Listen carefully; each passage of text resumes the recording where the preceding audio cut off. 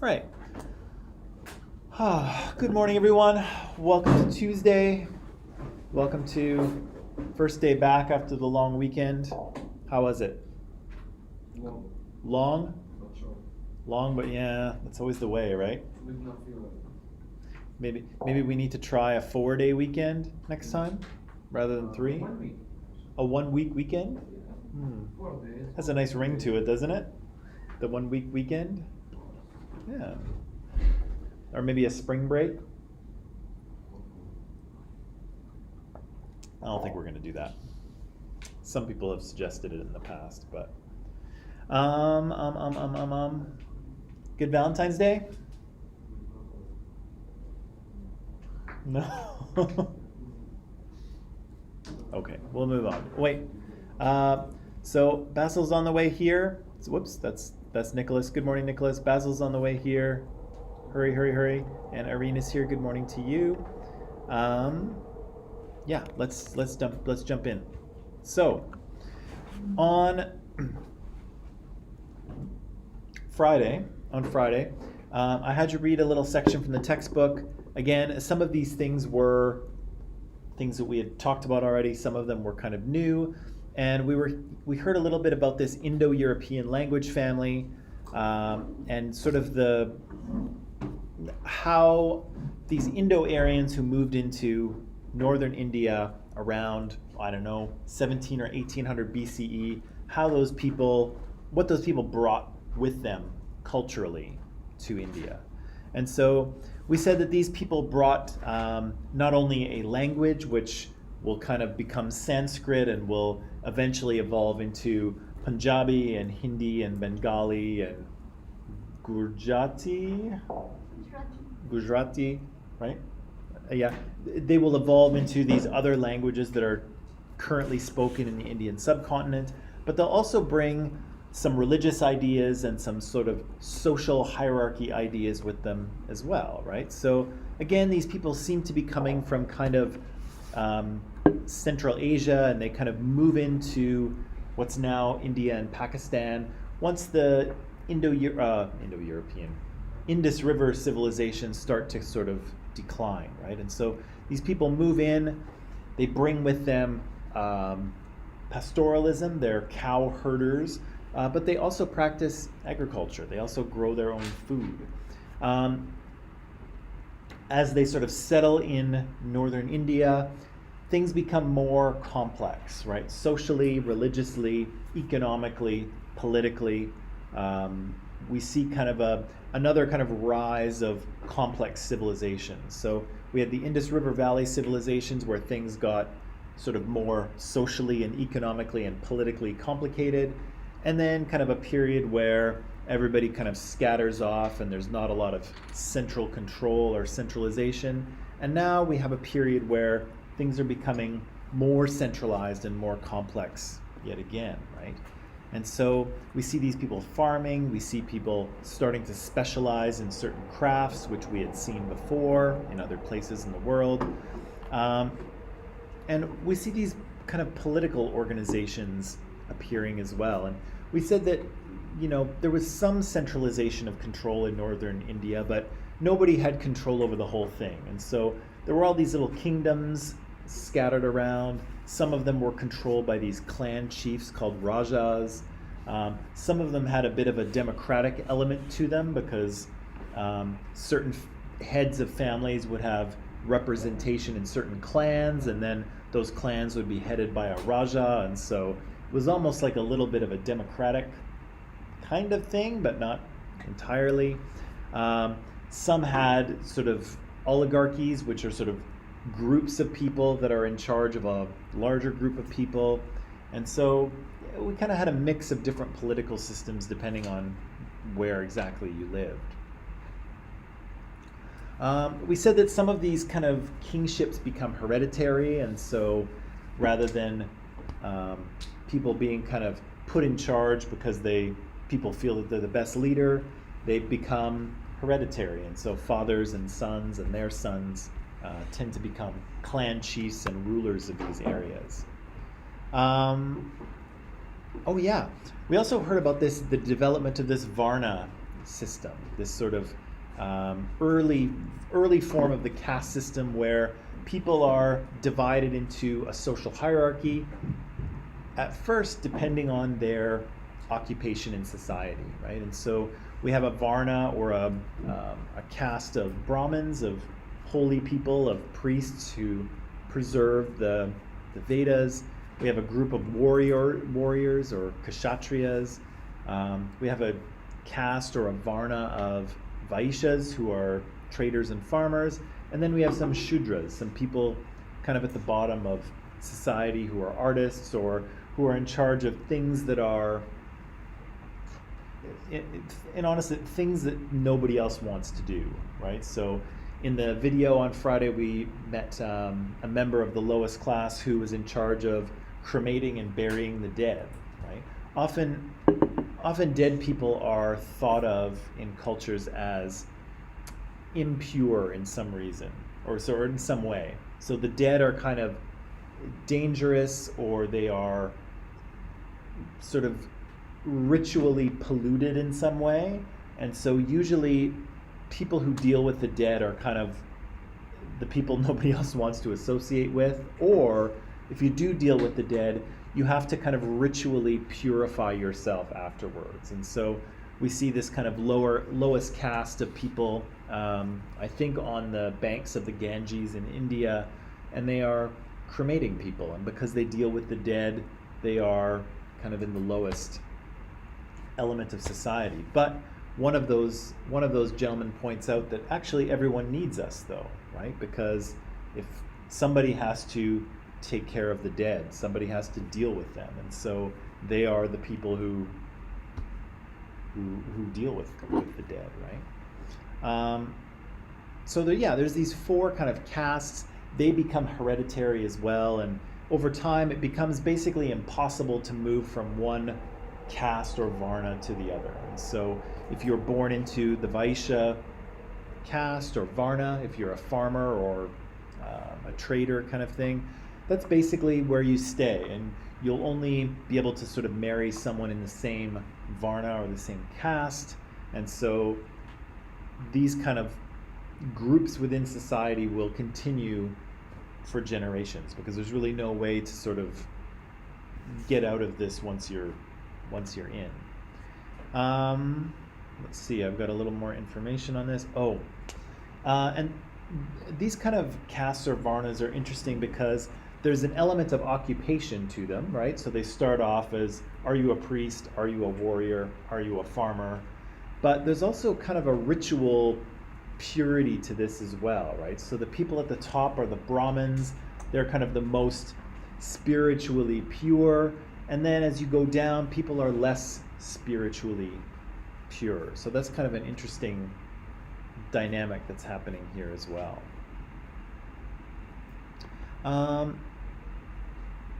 Right, and we also see in this period the beginning of what will become Hinduism. So Hinduism is kind of built on this foundation of the Brahmins, the Vedas, and it's sort of elaborated through centuries as time goes on. And so the Brahmanas and the Upanishads, both are books that serve as the sort of basis for Hinduism. And I mentioned, I think on Friday, that the Upanishads were particularly interesting. At least I found them kind of interesting. Lots of religious texts and religious types of thought kind of look for answers up there, right? So the big questions of why are we here, and why is the universe the way it is, and what happens when we die, and what is the purpose of all of this? All of those are often answered by the gods or by God, right? The answers are given. But here in the Upanishads, we see Brahmins take kind of a different approach, right? These guys are thinking,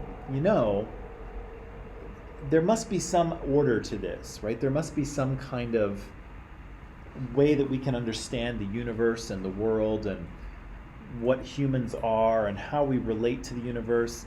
And instead of kind of looking upwards, these guys start to look inwards, right? They start to meditate and, eat as little food as possible and, deny themselves all worldly pleasures in order to try and get their mind to a place where their minds can understand the nature of the universe. And so, again, they're not looking up, they're not praying, they're not saying, oh God, tell me the meaning of all of this. They're not looking up, they're looking in, which is really interesting, I think, anyway. And so, we heard about some of these things on Friday, some of these concepts that they'd come up with. What was Brahman as a concept? Not Brahmin, like the priests, but Brahman.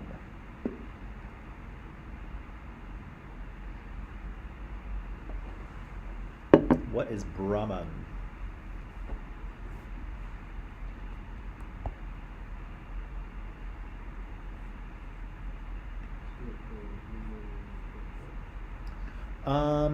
Not quite.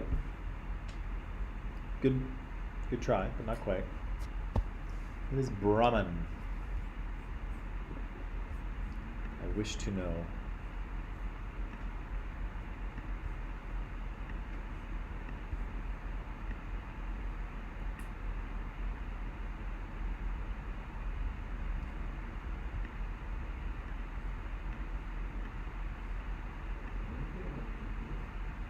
Aren't they what? Brahmin are the class of priests, yes, but Brahman is a different thing. There's just one different letter, but it's a totally different thing. What? Nope. More than the priest? Nope. Than the priest? Nope.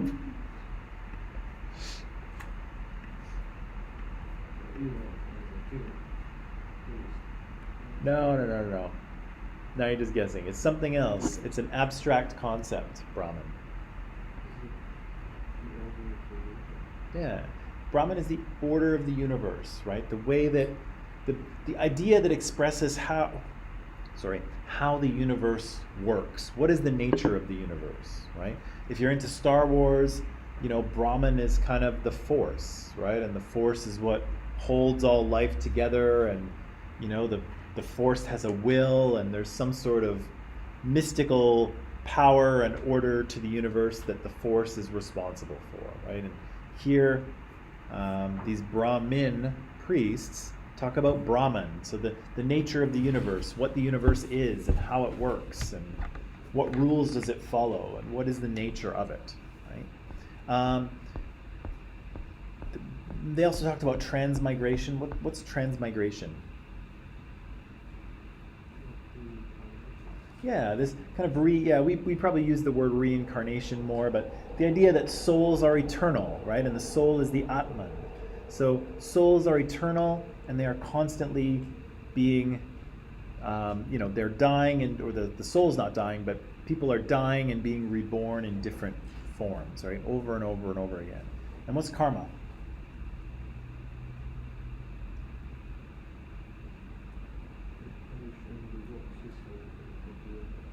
Yeah, so this idea that depending on if you do good things or if you do bad things, there will be a punishment or a reward, right? So good things that you do bring good things, and bad things you do bring bad things. And that affects how you are kind of reborn each time. It affects your cycle of transmigration, if you will. It's more complicated than this, I think, in real life, but this is the short version. And so the idea here, of course, is that, right, okay, so I've described that. Brahman, right.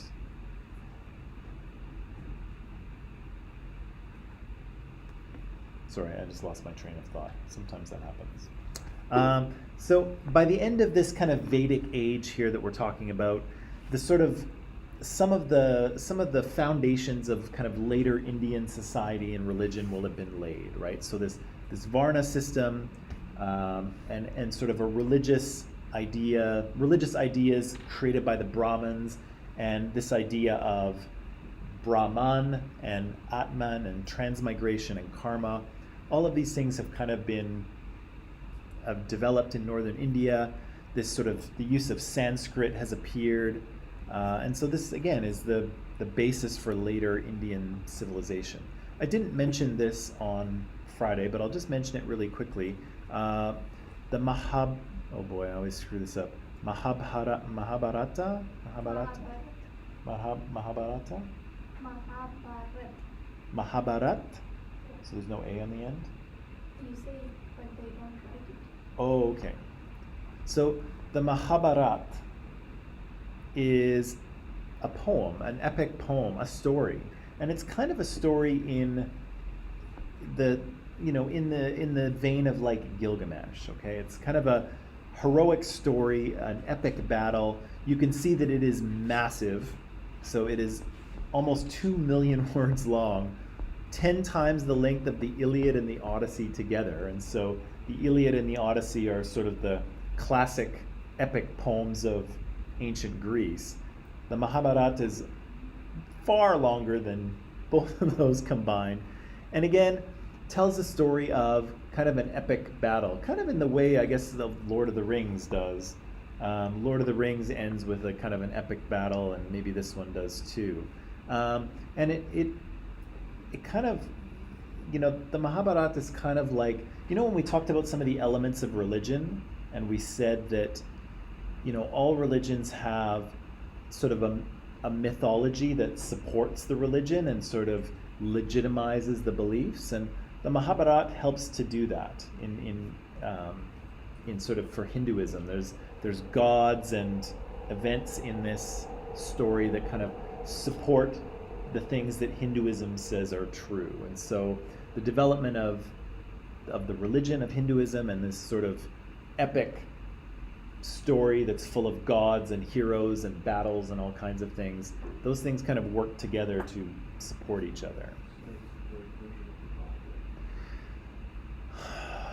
Is it their version of the Bible? Well, I think that the Bible kind of works in a similar way.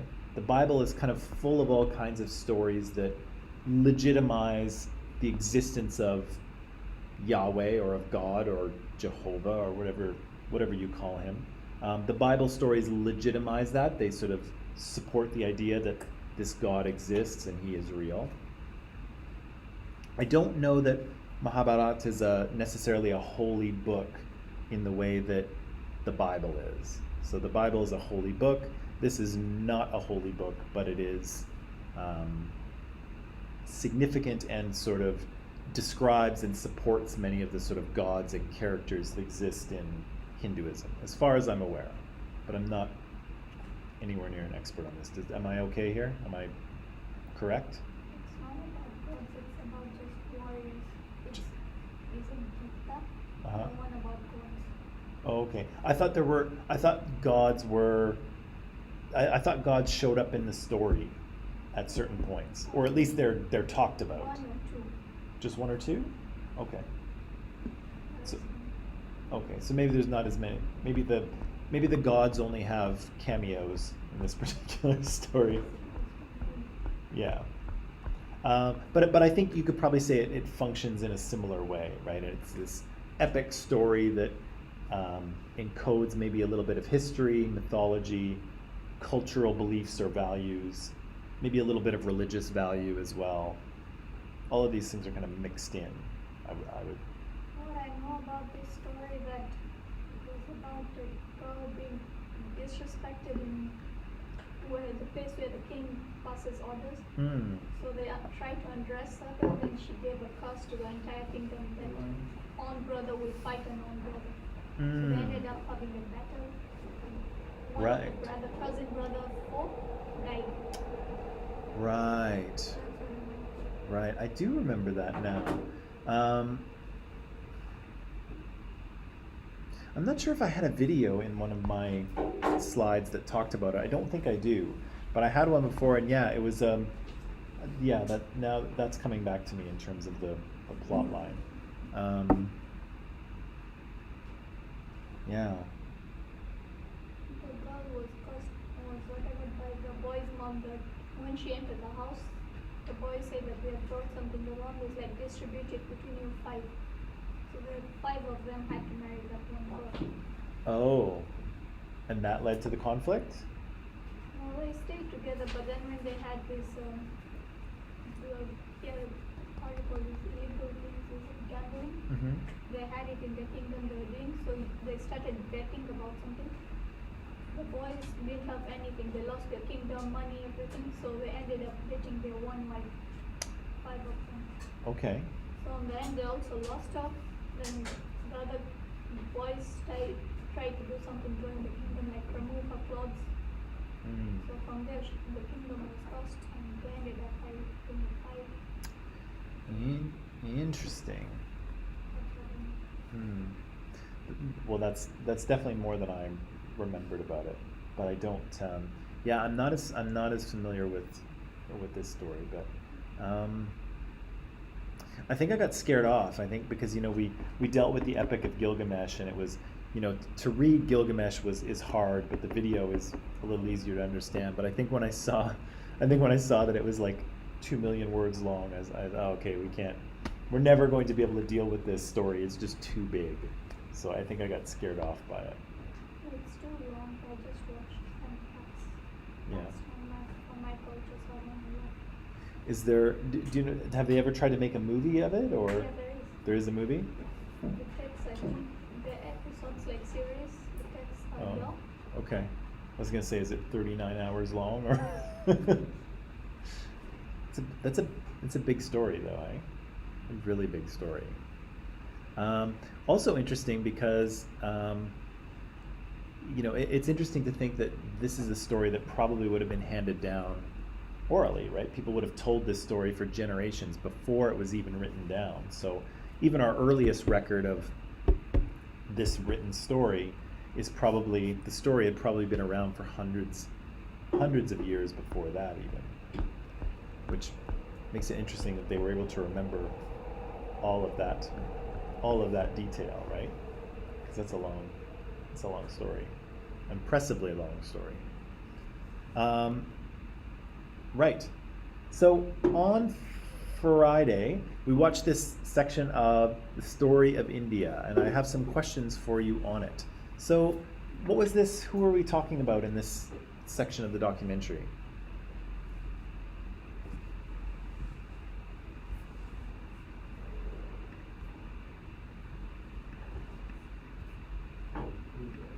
Yes, we were talking about the Buddha, right? Siddhartha Gautama, is his sort of birth name as far as I'm aware. But he's called the Buddha, right? The enlightened one. What was he doing? What kind of problem was he trying to solve? What was his call to adventure, if you want to use the hero's journey? Yeah, how to end human suffering, right? And so what's his backstory? Like, who is he at the beginning of his story?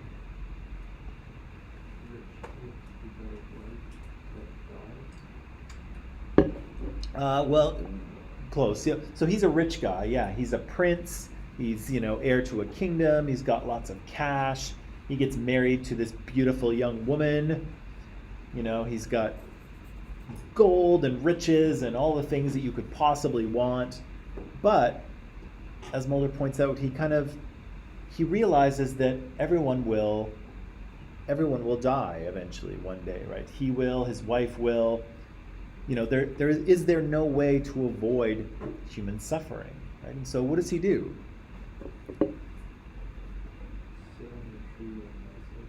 Yeah. Well, he wanders for quite a while before he does that. So he wanders around for quite a while. He tries a bunch of things that Indian ascetics are doing at the time. And so an ascetic is someone who kind of tries to deprive themselves of all worldly comforts in order to put their mind in a place where they can see something that they wouldn't have been able to see in another way, right? So lots of ascetics, they sit in the yoga pose, for as long as they possibly can, or they eat like, a grain of rice a day, or, they try to stay up, and not sleep. They kind of try to deprive themselves of these things in order to attain some sort of mental state where they can understand something that they wouldn't have been able to understand before. And so young Siddhartha here, he tries the same thing, but he says it doesn't really work for him. He's not able to He's not able to gain any clarity. He's not able to answer his question. And finally, he sits under this tree, right, under this Bodhi tree, and he meditates. He focuses his thought, separates himself from his thoughts, and he's able to come to a realization, right? So what's his realization? What's his big epiphany? His big light bulb, the light bulb moment for him?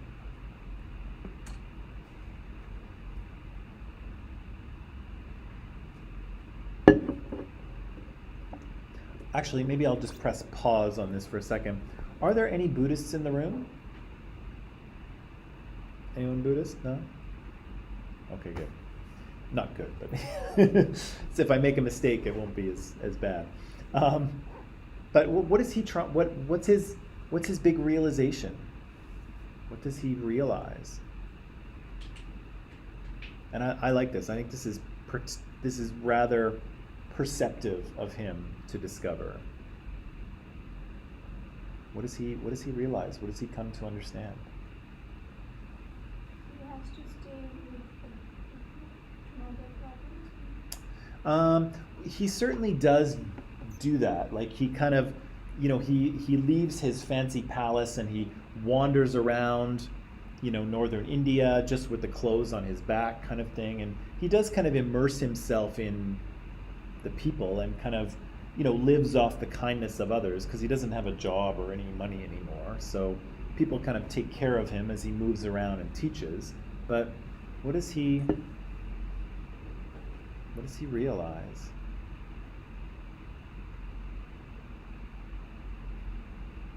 Okay. What's that? I know, but that's why it helps to write things down, because then you can remember them better. Right? Let me help you out a little bit here. That was the video. So, here is who we are talking about. So, Buddha is the awakened one or the enlightened one. That's his real name there, as far as we know, Siddhartha Gautama. We think he was born about 480 BCE and probably died around 400, so he was probably an 80-year-old man, give or take. It's really hard to know for sure. Historical records aren't perfectly accurate, but this is when we think he was around. And again, he comes to his light bulb moment is this. This is his big realization, that we desire impermanent states or things, okay? So we want things that are not permanent, right? So we look out the window and it's sunny today and it's beautiful and maybe it's warm or maybe it's not. But if it's beautiful and warm and sunny, we want it to be that way all the time, right? And then when it's not that way, it's cloudy and rainy and we're not happy about it, right? Or it's cloudy and rainy and cold and we don't like it, right? We want it to be sunny again. Or, we're at school and we want to be actually home in our bed, snuggled up, having a nap, right? Or watching a movie. Or, we're here in Canada, but we really want to be back home. Or, we want to be somewhere that we're not, or we want something that we don't have, or we want something that we had before, but now we don't, right? And so the Buddha realizes that we want these things that are not permanent, and we want these things that sometimes we can't control. Can I control the weather? No, right? So does it make any sense for me to be upset when it's sunny or rainy?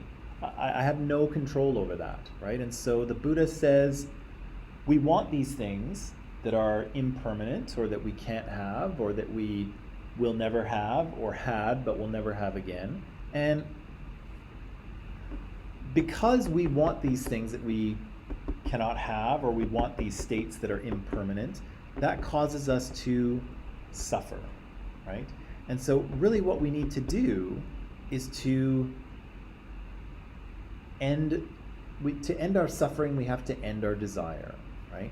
Buddha says the problem is that you want things to be different and they're not. And you can't make them different, right? And so the Buddha says, don't try and make things different.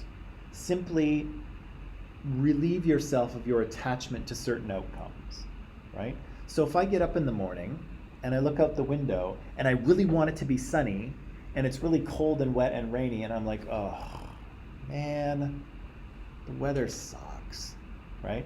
Then I'm suffering, right? But if I have no desire, if I have no attachment to what the weather is, I look out the window and I can appreciate the day for what it is, whether it's sunny or rainy or snowy or whatever it is, right? I can, if I remove my attachment to a certain outcome, then I won't suffer, right? If I desperately want to be home, cuddled up in my bed, asleep, and instead I'm here in a classroom, the more I am attached to wanting to be at home, curled up in bed, the less enjoyable this class is going to be, right? So the Buddha says, don't be so attached to one thing or the other, right?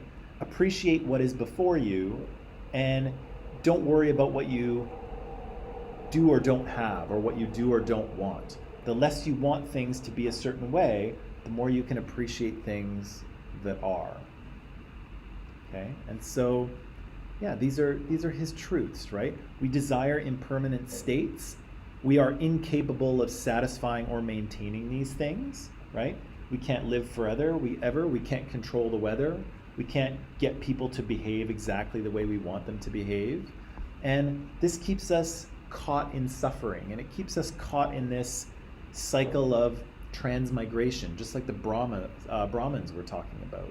And the way that we escape this cycle of transmigration, of death and rebirth over and over and over and over again, is to follow this path, right? And so we don't have to sort of dig too deeply into these, but he says, right view, to understand that our actions have consequences in this life and in the next life, or subsequent lives. That we need to have right intention, right? We need to follow this path that the Buddha lays out. That we should adhere to right speech, right? No lying, no rude speech, no, gossiping behind other people's back. Right conduct, so no stealing, no killing, don't hurt other people. Right livelihood, so if you're going to make money because you need to eat, then do it in a way that doesn't harm others, right? Earn your living in a way that helps others. Right effort, so try to do things that create goodness. Right mindfulness, so follow the teachings of the Buddha, follow the path, right? And meditate, right? Practice meditation. So, let me just jump ahead a little bit. So this is what he says to do, right? So he lays out these eight sort of principles by which to live your life, and they're all kind of they're all underpinned on the idea that the problem is not the way the world is. The problem is that you want it to be different, and it's not, right? And so the only way to alleviate your suffering is to accept things that are and to remove your attachment to things that you cannot control or you have no power over, right? And so, again, if you're going to get upset about the weather every day, you're causing yourself needless suffering because you have absolutely no control over what the weather is like, right? And so if you simply appreciate the weather every day as it is, then you will not suffer, right? And obviously the weather is kind of a low bar. There are things that cause us much more suffering than the clouds or the rain, but it's the same principle, right? It's not the way things are that make you unhappy, it's your attachment to a certain state of being or a certain way of things that you have no control over. And so, again, if I'm going to suffer a lot because I'm not a multimillionaire, well, there's not much I can really do about that, I don't think. I don't think I can work hard enough to make myself a multimillionaire, at least not in this job. And so I can either accept the way things are and enjoy them, or I can make myself miserable over the fact that I cannot control that I was not born wealthy, right? And so it's kind of it's a simple thing, it's a simple statement, but it's also very perceptive, right? In terms of it's not the world around you, it's the world inside, right? The world you create inside is what makes you happy or unhappy. And so Buddha kind of is enlightened, right? He has this realization under the Bodhi tree, and then he moves around kind of northern India for the rest of his life, teaching these ideas to anyone who will listen, but also to a group of students, right? And so his students kind of follow him around. And then after his death, these people pass on his teaching. These Buddhists pass on teaching. What else do I want to say? Okay, well, maybe I'll say this. One of the things that the Buddha asks us to do is to meditate. And so, does anyone here meditate? Tried it before? Anyone? What's that? I'm so glad you asked. Sophie, what were you going to say? Ever tried it? Once or twice? Okay. So I would like to try this. This is what the Buddha says, is that one of the sort of noble truths, one of the paths to enlightenment is to meditate. And so when you meditate, I'm no expert at this. Okay, so let's just get that out there right away. I'm no expert, but it's meant to kind of regulate our thoughts and our nervous system into a calm and focused state.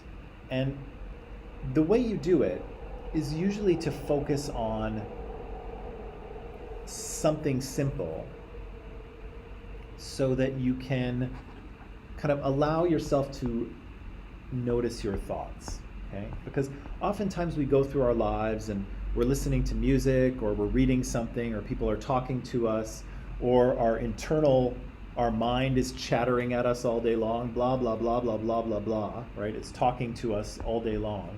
And it's difficult to quiet the mind. And so to do so requires practice, but you can do it, right? You can do it. And so what we're going to do is I'm going to use this YouTube video to help us try this, okay? And what you'll want to do is this, as far as I know. You'll want to get yourself in a comfortable sitting position, okay? So try to sit in some way that you can sit for a while, okay? Often what people will get you to do is, again, like sit in a comfortable way, try to have your feet on the ground, and a way in which you can breathe freely, right? So you don't want to be slumped over where you can't breathe. You want to be able to breathe freely. And I'll put the video on, and the woman in the video will kind of talk us through this meditation. But what you want to do is try not to engage with your thoughts, okay? So you're going to focus on your breathing, okay? You're going to breathe in and out, and you're going to pay attention to every breath, right? You're going to consciously breathe in and out. And what you're going to notice is that your brain will try to talk to you while you're doing this, okay? So you're just going to be focusing on your breath, and you're not going to be thinking of anything. And then your brain is going to start talking to you about this class, or about what happened at home, or about some other thing in your life.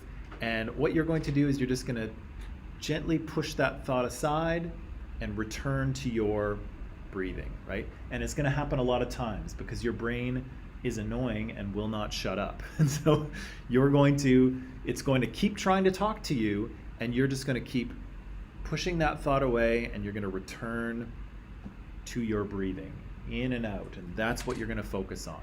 It is not easy, okay? It's deceptive. It sounds deceptively easy. It is not easy at all, okay? But I want to just see if we can do this, okay? So online people, there's a video link here, and actually I'll just put it into I'm going to put it into Microsoft Teams so that you can have it too. Where is it? Where is it? Where is it? Where is it? There it is. Whoops. I'm going to put it into Microsoft Teams.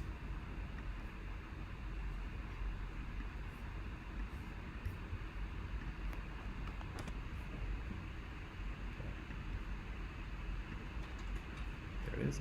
So I put it into Microsoft Teams, and yeah, let's just try this, okay? Indulge me in this, and we'll see what happens, okay? So get nice and comfortable in your chair, at least as best you can. Feet on the floor works best. Try and put your arms in some way where they're comfortable and they're not gonna, they're not gonna distract you. I might fall asleep. Nope, don't fall asleep, because you're gonna be focusing on your breathing, right? So you're going to pay all your attention, all your focus is going to be on your breathing, not on anything else. It's probably easier if your eyes are closed, but some people meditate with their eyes open, but it's probably easier with your eyes closed.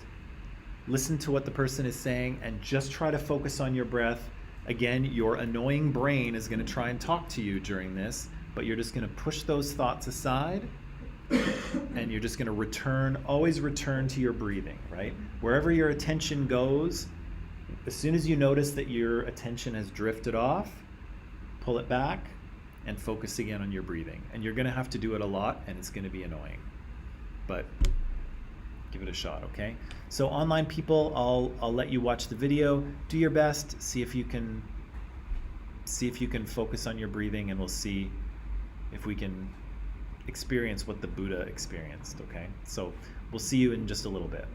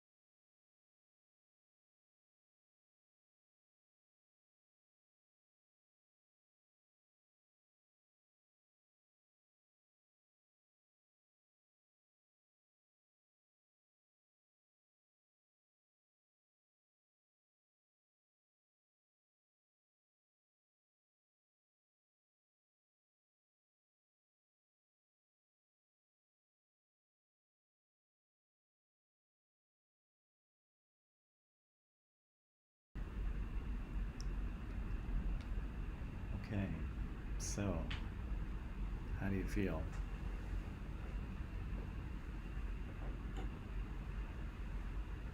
I feel happy. You feel heavy? It was hard. Yeah, you're. I saw myself like empty the hands. And the series of thoughts. Interesting.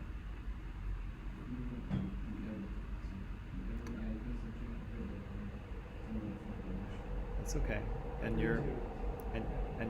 and that's okay to hear it, right? The trick is to simply hear it, and then return to your breathing, not to think about how loud it is or. Mr. Mike, I didn't hear it. You couldn't hear it? Interesting. I felt something. I want to cough. I don't know what happened. It's not easy, hey? Repeat. It's not easy to do, and it's also very interesting to think a couple things. Number one, how distracted we often are in our daily lives, right? It's interesting to really focus on your breathing and just to hear the sounds around you and to sort of pay attention to how your body feels. Often we're so distracted by our own thoughts and our media and what's happening to us, and we're actually not very mindful at all. And so it's interesting to take even just a few minutes. Like that was 5 minutes. It seemed like way longer, but even just 5 minutes in which we try to be very aware of what's happening. And it's interesting to think about how unaware we often are because we're so distracted by everything else. It's also interesting to think is that if you're sitting there, like we were for a few minutes, if you're sitting there focusing on your breathing, right, and paying attention to it and maybe hearing the other sounds around us, or maybe not, either way, who's talking? Who's thinking those thoughts? Because you're not. You're busy paying attention to your breath. So who's thinking these thoughts that keep interrupting that process? Well, I mean, did you like, did thoughts try to come into your head and you had to kind of like refocus yourself? Because I found at least it felt like every 20 seconds or so, I had something, some thought came into my mind, right? Like, oh, has it been long enough? Are they getting anything out of this? Are you getting anything out of this? Should I stop? Should I keep going? Why was Annika Harris talking for so long?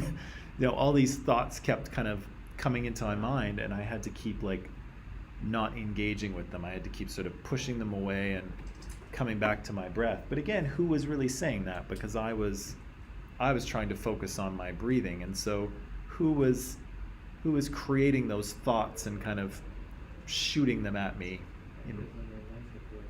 Huh? You guess you're enlightened already? Maybe you just have a very calm mind. Or maybe not. It's a shockingly difficult thing to do, though. But I don't know, do you feel different now? Like physically, mentally different? It's not an easy thing, and it actually takes, in principle, it's a very simple thing, right? Just focus on your breathing, don't engage with your thoughts, and just be very present. But doing it is actually difficult, and I've done it before, and I wouldn't describe myself as having a particularly busy mind, but even so, it's not easy for me to do. And if you have a mind that's more busy or more chatty, then it might actually be more difficult to do. It takes practice. It takes practice to do. Adon was kind of saying he was feeling, his body gets cooler and light. And I kind of felt that too. After you kind of relax, I kind of felt a little bit like, almost like weightless in a way, I guess. You feel like you're floating, but your hands are legs. They're like pulling you down. Yeah. Like So the upper body is like light. Oh, okay. The legs and the hands are like heavy. So you felt like- and they're putting you down. Oh yeah, so you almost felt like grounded, but then lighter up here. That's interesting. That's interesting. I felt, and I still feel actually after I do this, that I feel like things are moving slower. Like How when long was that? the whole thing was 17 minutes, but we had 5 minutes at the end of silence. So she talked for about 12 minutes. But I find that like time moves slower after I did this. But I don't know if anyone else feels that way. Well, I think that's part of it. I think that, you know, because I think earlier my hands would have moved quicker, but now, you know, I'm in it's kind of a more calm state, which is very interesting.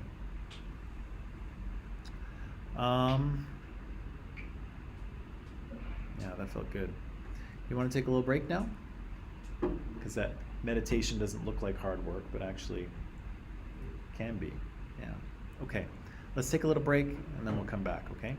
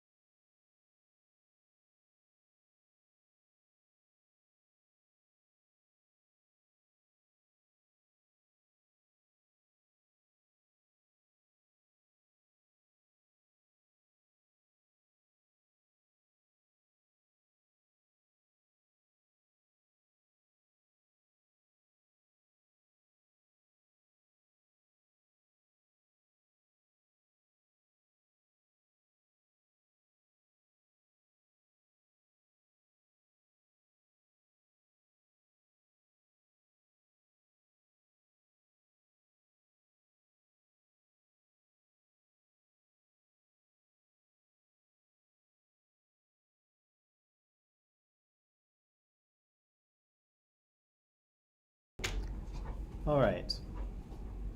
And we're back. So I don't know if that was necessarily worth it or not, but I think it's interesting to try new things, especially when you don't really even have to get up out of your chair Let's do it again. to do it. No, you can do it again on your own time.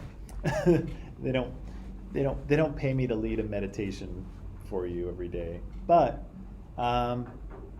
I encourage you to give it, if you thought it was interesting, try it again, right? All you really need is a quiet space and a chair, and you can do it. That's all you really need. And again, it's not easy. It seems like it would be, but it's not easy to do. But I don't know. Every time I do it, I always find that afterwards I feel kind of more present, more centered, less distracted, less kind of, sort of thing. And I think that there's, whatever the Buddha was doing or trying to do, I think there's one way or the other, whether you believe in the whole karma transmigration thing or not, something important happens, I think, to your brain when you kind of focus it this way. And I think one of the goals of people who meditate a lot is, in those kind of moments when we were meditating and you're just focused on your breathing and you're not there's no other thoughts interrupting what's happening to you. When that's happening, the idea is that you could actually be in that state all the time. Like you could be around, walking through your day, doing things, but also be in that very calm, very aware state. And so it wouldn't just be, reserved for when you were quiet in your room, sitting there meditating, but you could actually be in that state all the time, walking around, talking to people, but also in a very sort of calm headspace. But that's,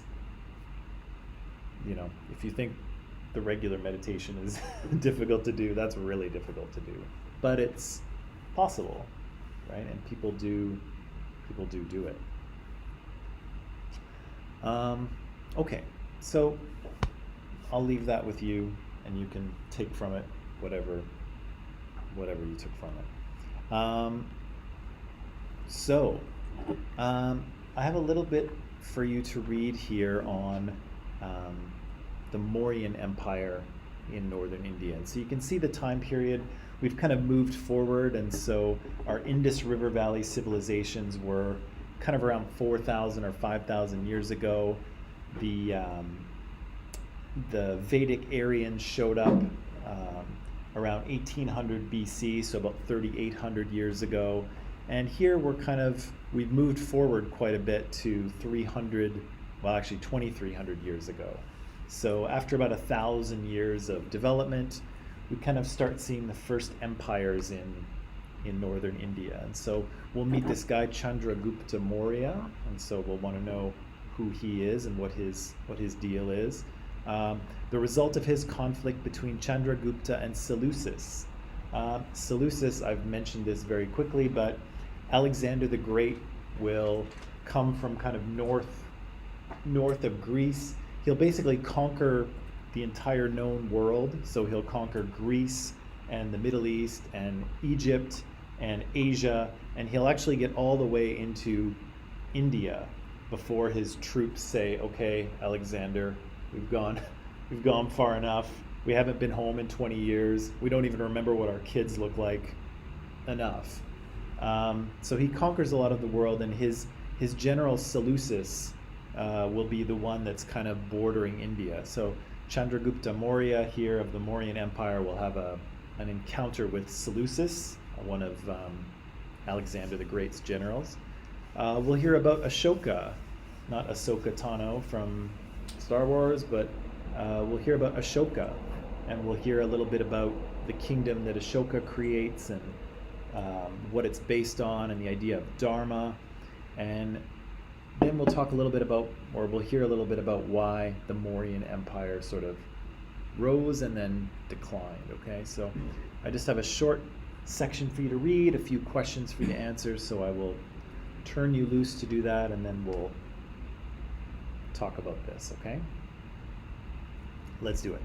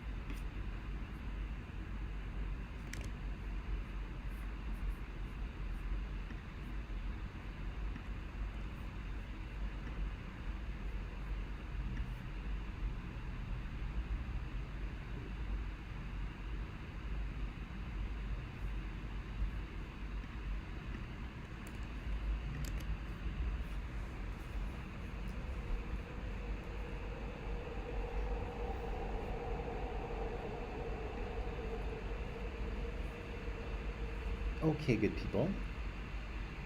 So I'm sure you've had a chance to read. Obviously, we're seeing sort of the formation of kind of the first Indian empire, where large sections of India and large kind of a number of different people come under the control of kind of a single ruler or a single ruling family, the Mauryas, right? So we have grandfather here, if you will, Chandragupta Maurya, his son, whose name is escaping me right now, but starts with a B.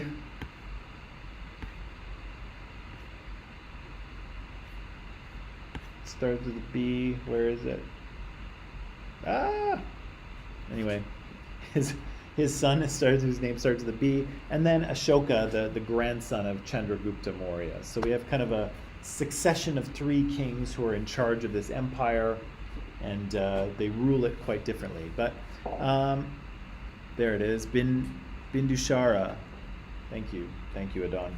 Bindushara is the son. So Chandragupta, Bindushara, and Ashoka.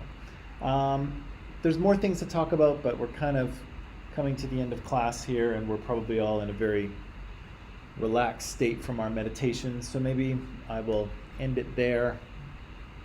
I'll let you go, and then we'll come back and deal with these questions first thing tomorrow. So that is all, good people. I hope you have a nice afternoon. Hope you enjoy the sun. I know it's not super warm out there, but at least it's sunny. And we'll see you tomorrow. Okay, that's it. Bye.